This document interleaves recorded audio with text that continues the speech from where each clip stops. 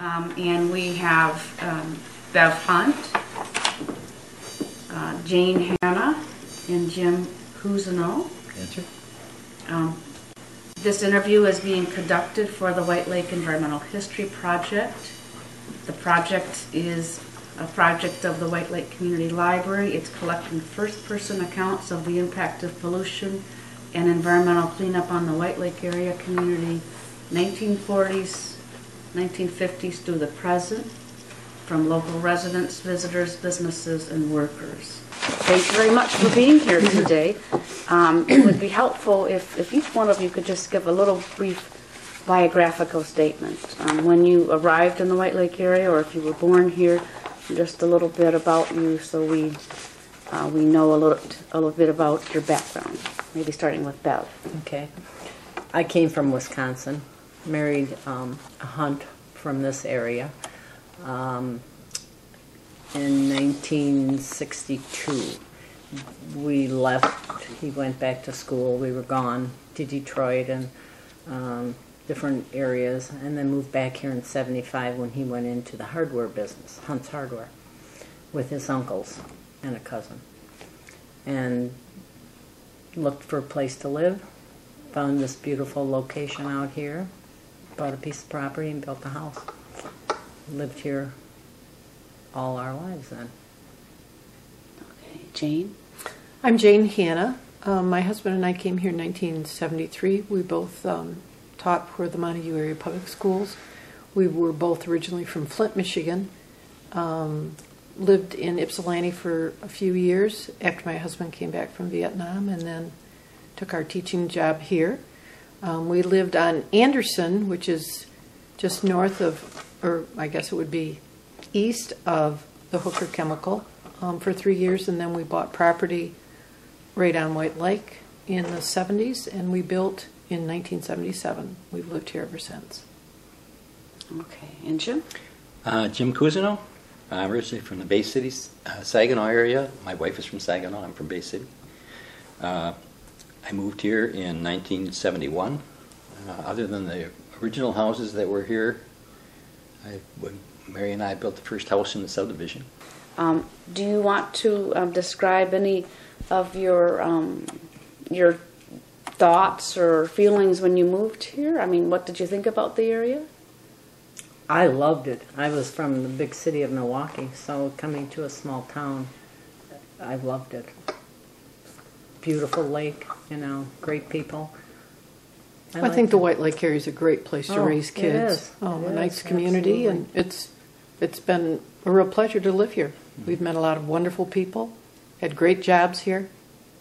Really enjoy the area. And a great neighborhood. We've always had a great neighborhood. As I moved out and we moved back, it was so my dog didn't want to live anywhere else, so we had to keep coming back.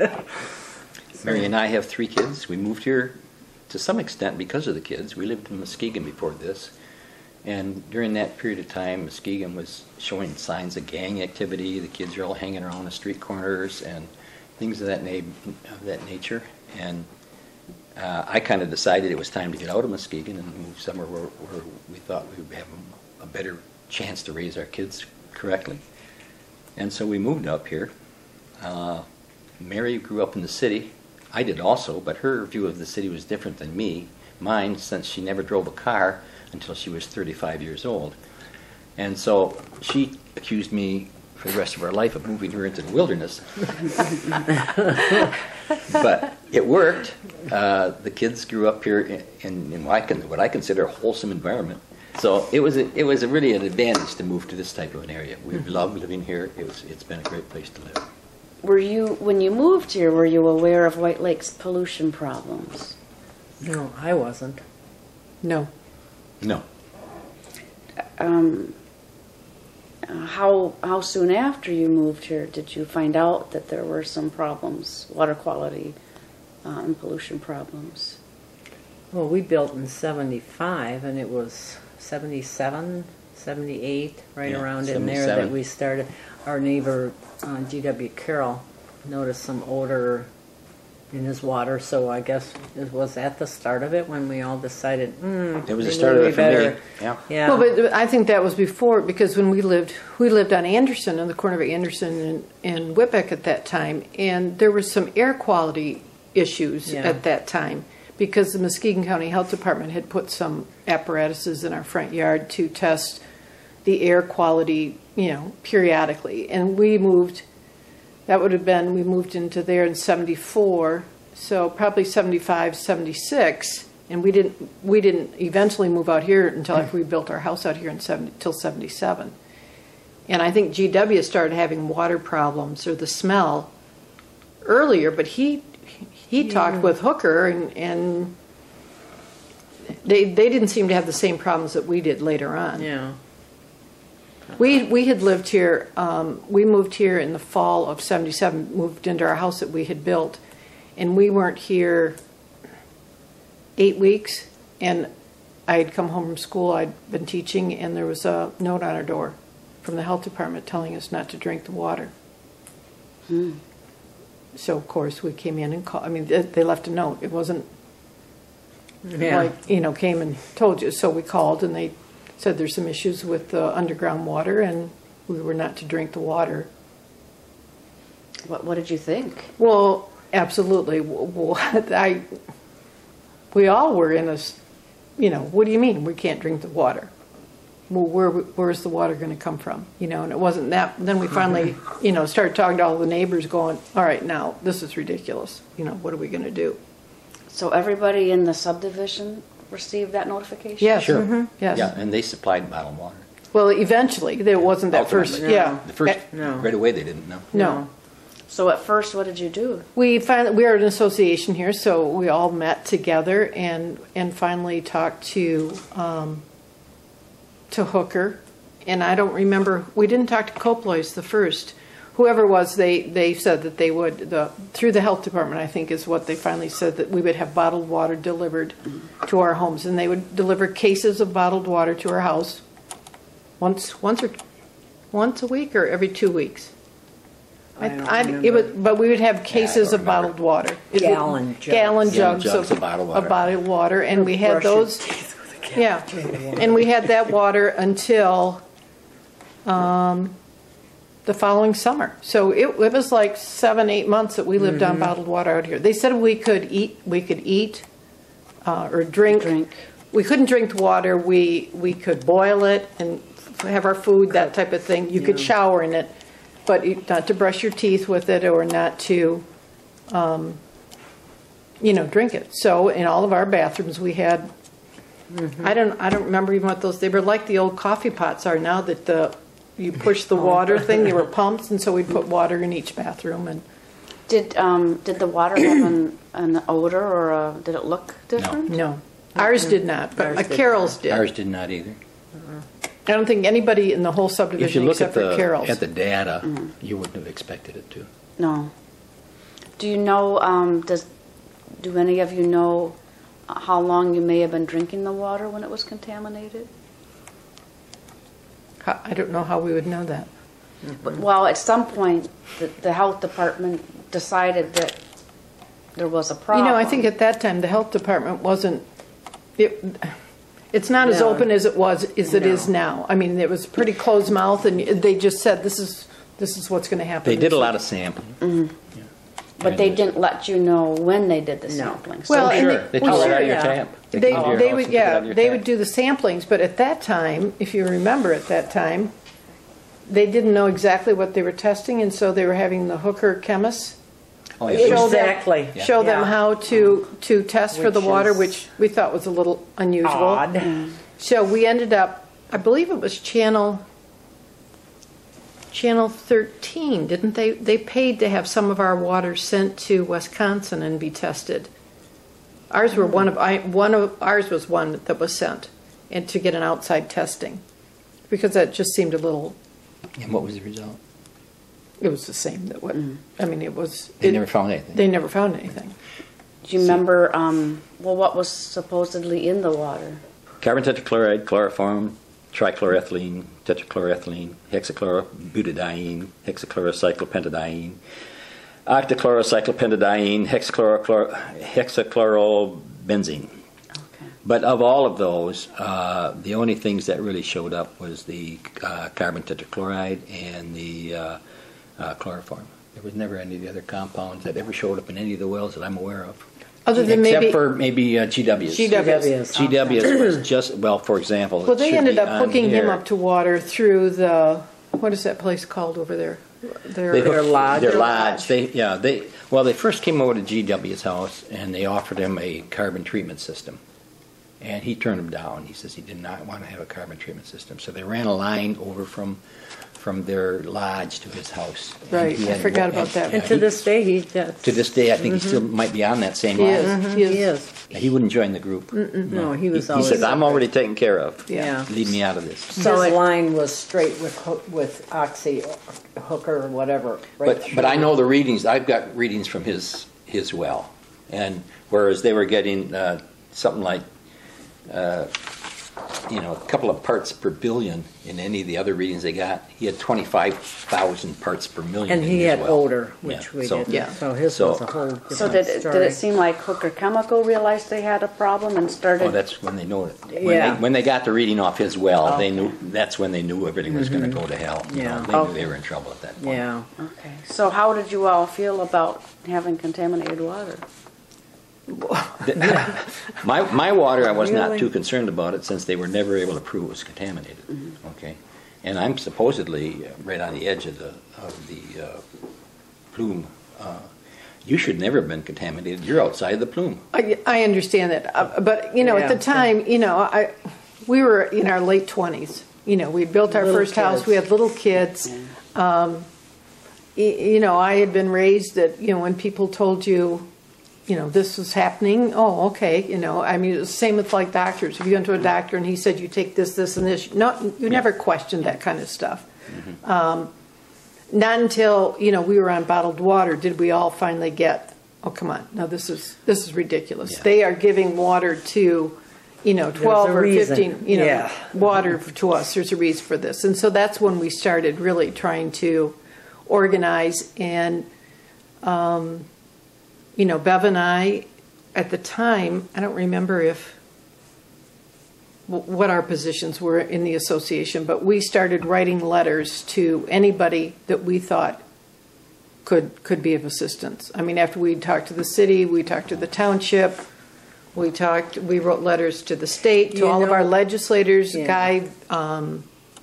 When it really broke that something was going on here was I had a call from an AP reporter, and I told her everything that was happening here. They had not been getting that information in Niagara Falls. The plant manager here was kind of keeping it under the table, trying to save his job, I guess. But this AP reporter wrote an article, and it went all over. And the president or whoever in Niagara Falls called me at my home and called me a liar. Said, "This is not happening there. You are lying." I said, "Well, then come visit us."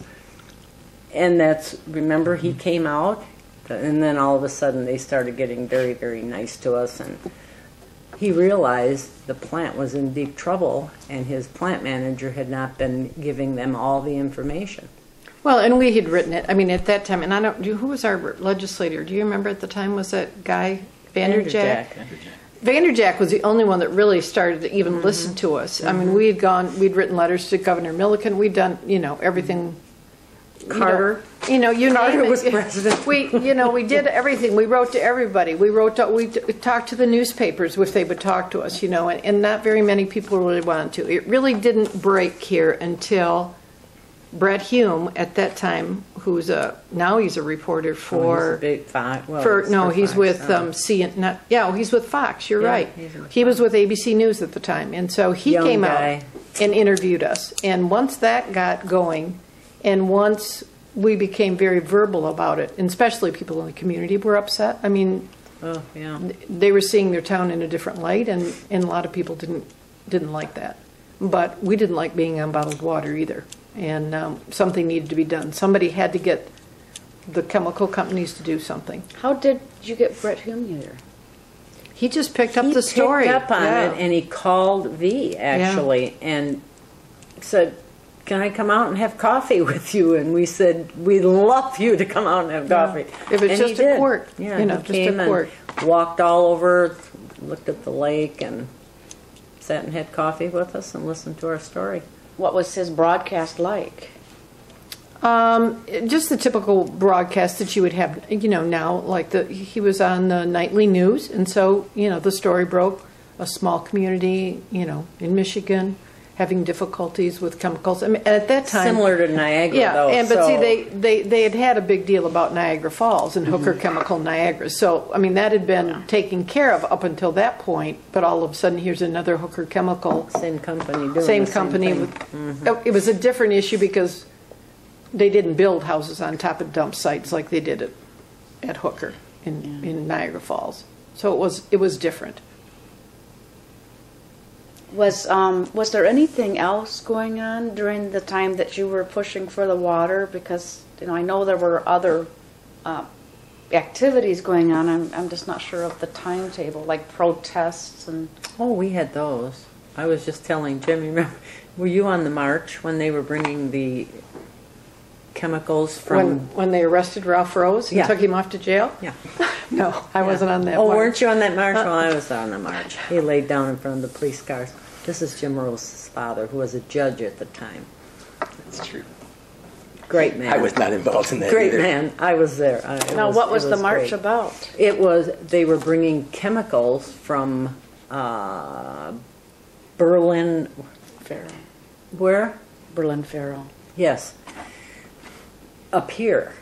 Well, And put we it in the figured vault. we figured we had enough of our own without taking on everybody else's chemicals, so we had a march. It was peaceful, except See, I don't- for the judge who wouldn't let the trucks go into the chemical companies where they wanted to dump. Well, but this I think a stuff. lot of things were being done at night too, and they didn't Oh, find absolutely. out. Well, they were trucking 24 hours a day. Yeah, they were Yes, trucking they 24 were. hours a day, and at Yeah. that time, one of the trucks missed the turn at Whitbeck and ended up out Fruitvale almost to like Lake Michigan and got stuck out in there. And so that was a big issue. That was another big issue that happened. But all this time, people that were either employed by Hooker or people in the community who had been here would say, to me they were silly things like I said earlier. Well, why did you build your house there? You knew there was a chemical company across the street. Oh, that gives them the right to pollute, And I don't think anyone in the community, there were a few people, I don't remember what Mrs. Dawson's name was. Miriam Dawson. Miriam. And Mr. Dahlstrom at that time. That there was a whole group starting to realize that there were some issues. And this just kind of brought it to a head, Oh, kind yeah. of like. So With you're- Dahlstrom was very instrumental. So you were talking about the cleanup, which was a little bit Yeah, later. that's later on. But that's later on, yeah. Sure. Let's But Let's talk how we got the water. Okay. Okay. Well, so you organized, Yeah. and what did you do? Well, I knew an attorney who also happened to be doing some work for Oxy.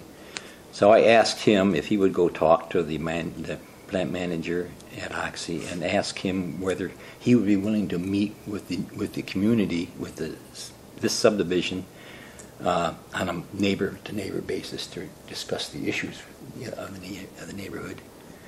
And he agreed to do that. So we immediately formed a negotiating committee. And we went over and met with him and started negotiating for water right at that point. With Coplois. With Copois, right.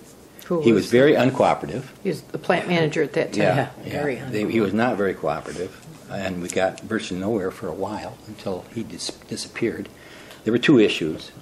They had an issue and we had an issue. Our issue was water. And we only had the one issue, water, as far as I remember. Their issue was liability. And they gave some indications that if we were willing to sign off on any future liability due to the water, that they would supply us with water. And we decided that that was not in our best interest and totally refused to do that. So the negotiations dragged on for quite some period of time because of the impasse we were at that point. Well, after Mr. Colpoys left, they brought in another gentleman to do some negotiating, and I don't remember his name. They all kind of were a blur Was that at Ken that point. Hall?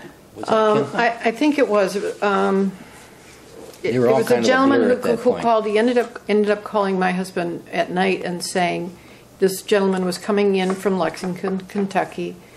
Could he get some people together to talk to them about a settlement? And so Doug and you and Jim and a few of them, I believe you met here. With Well, it wasn't Ken. it wasn't Ken, it was somebody It else. was. Yeah. And I don't remember the nice man. guy. But anyway, It's in my minutes. at the time we found out that they were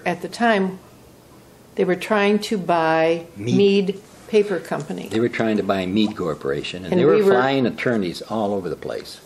And the we were in the stockholder, air. the We were- shareholders of Mead were objecting to being purchased by them because of the fact of the history of Niagara Falls. Well, and here we were in the news a lot at that time. That's about the time that Brett So Hume we- really started. We doing- offered to go testify at hearings of their people as to how responsible we felt that our Hooker at that time was with their shareholders. Their shareholders were objecting, and we offered to go talk to the shareholders and explain our situation here and what we felt about Oxy or about Hooker. And they immediately came in and settled with us after that. They didn't want us doing that. So within about 2 hours, Yeah, the they whole were thing here. was done, It was sealed, done. signed, Yeah. and delivered, and That they was were it. gone. We didn't have to give any liability. They paid us Nothing. the depreciated value of our wells. Our It was wells, over, they- just like that. Yeah. Yeah, There was a seriously, within multi-billion-dollar 4 deal going on with Within Mead. 2 hours, it was a done deal. And so what did you get out of the settlement? Oh, the settlement, we got water, We which got is what we water. were asking for. That's all. We have water until the underground water clears. Any Yeah, until Not the just county, the- till the health department certifies that the water is drinkable. And not just for us, but for all the lots that were in, at that time we had many lots that were, nothing on. was built on, Yeah. and really to make our And it goes property. with the land. It does Yes. not go with the person. It goes with the land. So if we sell our house, the water goes with it. They agreed to pay for the water and to pipe it in and to pay for it. And they basically. purchased some of our wells. Those the people were willing because they didn't want us using the Using wells. them at all. Yeah. And that goes for all the empty lots. We still had, they own And we still had 5. some difficulties even years later when yeah. new people were going to build. Oh, I was one of those. Yes, Bev had. We bought this property. We used to live on the lake. We bought this property, and they wanted us to pay for our water. Not realizing I was one of the originals, and they refused to give us water. So we got Jim Rose. He wrote him a letter. It didn't take any time at all, and they Yeah, somebody made a they mistake. gave it. Yeah, And they made did a it to big one mistake. one And other I said, person was building in here, and they did the same thing. And once the second time that was done, and it just hasn't been an issue. No, it hasn't. Not since. Was it Sean? No, Sean, no, Sean didn't have any problem with that. no. I think Roeder might have had a problem. Oh, okay. Pete Roeder, I think, had a Okay. problem. But now But there's been no. there's been no No, problem they with them don't- since. They have they've been upheld their end of very the bargain. helpful. If you talk to people who worked at Hooker, and retired from Hooker, a lot of their employees still speak very highly of Hooker Chemical or Oxy, and didn't feel that, they were doing the things that they were doing. I mean, I don't think all the employees were aware of what was happening over there. They were good, loyal employees. They were told to do a job, and they did their job. Mm-hmm. I don't know if that would occur today. I think things would be a lot different today. I think people are more savvy about what's happening in our environment. Yeah. Well, we grew up in an entirely different period of time. Yeah. What do you I think it'd be different now than it was Yeah. then. Yeah. Back in the 70s, I do. People are more informed. Absolutely. Absolutely. They can Google everything. Well, but it is they are more informed and Sure more they are. people are more concerned about the environment, the area that they live in, you know, and what it's turned out to be. Do you think that we've learned some lessons for our community? Oh God, I hope so. So do I. You know, We with, have a lot of with information living on on the it. lake now. I mean, you know, I live 100. There's between Hooker's property and our property is 100 feet, and they've just been much more environmentally savvy. Now the whole area is being made into a nature preserve. You know, I mean, it is different. They're trying to, you know, improve as much as they can. You know, back in what year did they come in and take the orange tanks and all of that out of there? Oh, I don't that's remember. It was a while ago now. Yeah, Yeah. the 1990s is Yeah, when all that was yeah. done. So I think, you know, I think the community in a whole has, you know, really tried to see. I mean, you walk on the bike trail. A couple months ago, I was walking on the bike trail thinking, what are they doing back down there behind Montague Foods, where it used to be the city dump? Well, they're digging out all kinds of stuff out of there. So it wasn't just, you know, it wasn't I chemical wondered companies if who they were were doing doing that. I Alone. mean, it's Yeah, that's what it was got a grant. everybody did that. I mean, you know, they did that. How do you feel the issue of pollution affected the White Lake area? Oh, I think back in the 70s and 80s and 90s, it was horrible. People wouldn't want to come here. They wouldn't want their kids to swim in the lake. fish. We did. Talking We about, did.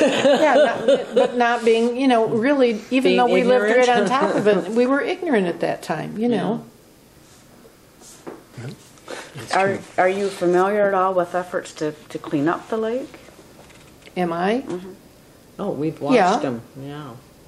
Oh yeah, I think they're doing a marvelous job. I think, you know, the White Lake Association has been instrumental.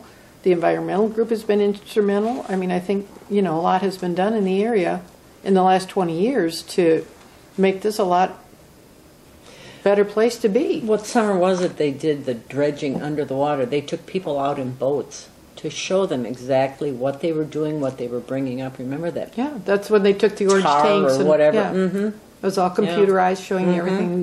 It You was- had to have been here during That that. was part. Hooker Chemical. Yeah. Yeah. The dredging out in the middle of the lake. Exactly. Yeah. Probably 2002. See, that's what I thought. Was it Yeah, early the 200s? tannery, they've done a lot of work around the tannery to clean that area up. A lot of sites have been cleaned up. Yeah. We tried to solicit our neighbors, other than in Blueberry Ridge, to come on board because there was a lot of areas. I mean, between here and DuPont, you know, and the people, especially out at what is that point called, Long Point, who had some problems with their water. And at the time, lots of people they didn't want to be affiliated with us. Yeah. They didn't Oh, really no. seriously. They didn't want to be affiliated with us, and they Like didn't have any pariah. problem, and nobody was, you know, no one was having any issues. And you know, since we brought in the water line, now they've taken the huge water line down Old Channel, and then they've what do you call that? Made a horseshoe. Made a loop. They looped it. And came Yeah. across lots of properties and stuff too. They were saying that at the end of the line, they were having a lot of Yeah, well, it was a dead end line. dead end line. And that was part of the second negotiations. And what was your viewpoint of community leaders during this time? Like maybe government leaders or...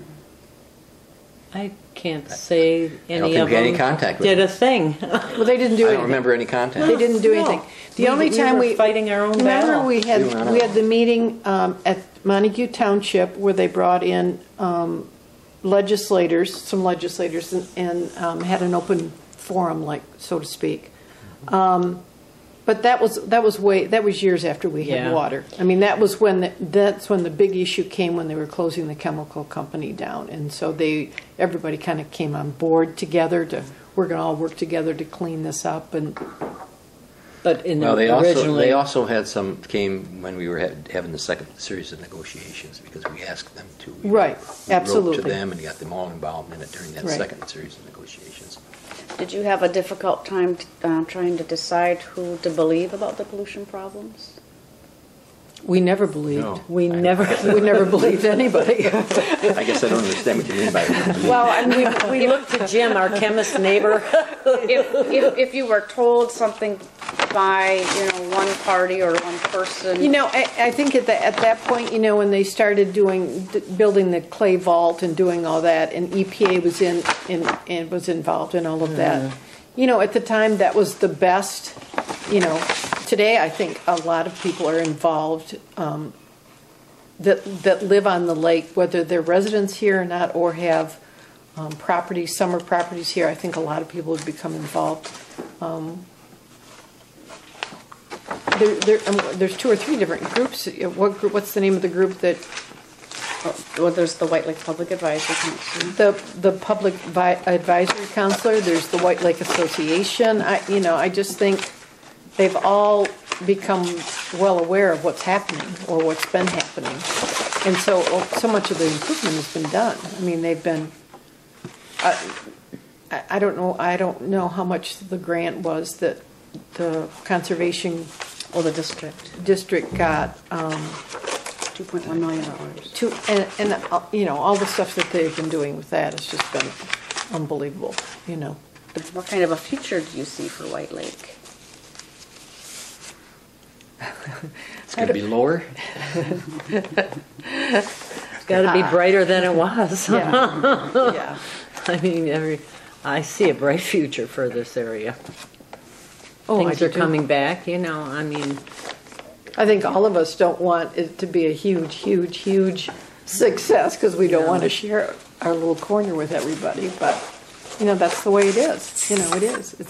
It's a beautiful area. nice area to live. Yeah. and people are coming in. People come in every day and say they're building up here. They're looking for a house up here. They're from Chicago, Detroit, or Indianapolis, or I just wherever. met a lady at the Book Nook. We just come out of yoga, and we were all sitting in there, and her husband and she were in there, an older couple, and she was looking at all the pictures on the wall. And I said, I just love this area. Oh, where are you from? Oklahoma. Yeah. Oklahoma. Boy, what are you doing in this area? We're moving here. You're moving? Yep, we're retiring here. And I said, really? What brought you here? She said, well, we had some friends that lived in the Whitehall area, and we came and we visited them a couple of years ago for just 3 days, and we just loved it. They went to the Episcopal Church, met the minister. He stopped to see him a couple times in Oklahoma, and they just bought a house in the corner of Green and something. And I went, wow. Well, she said, That's how it everybody's just so happens. friendly and nice here. We just love this area. Oklahoma, Tulsa, Oklahoma. Yeah, I know. That's a long way. Funny. So, I don't know. Is it better? Yeah, absolutely. But we still want it to be our little special spot. That we fought so hard for. Well, I want to thank you all for participating in the project. you're welcome. You are welcome. Hopefully you got some information you can use.